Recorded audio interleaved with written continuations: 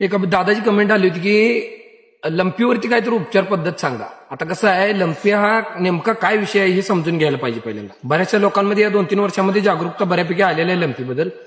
ज्यांच्यामध्ये ही जागरूकता नाही त्यांच्यासाठी हा व्हिडिओ उपयुक्त ठरणार आहे.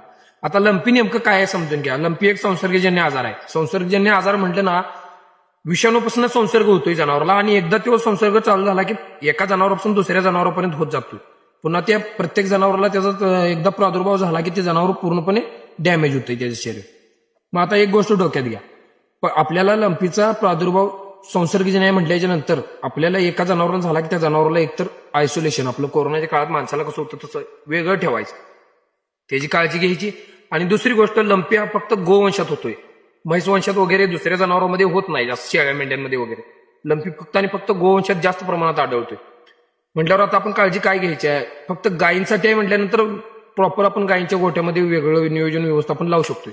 तिसरी गोष्ट महत्वाची म्हणजे आपल्याला त्या रोगाची लक्षणं पहिल्यांदा कळत नाही. एक तर टेम्परेचर नॉर्मल दाखवते, तोंडातनं डोळ्यातनं पाणी गाळायला चालू होते, नाकातून लाळ गळते, एवढंच. जास्त काही विषय नसतोय जास्त. आणि काय काय जनावरांमध्येच त्याला गाठी दिसायला चालू होते.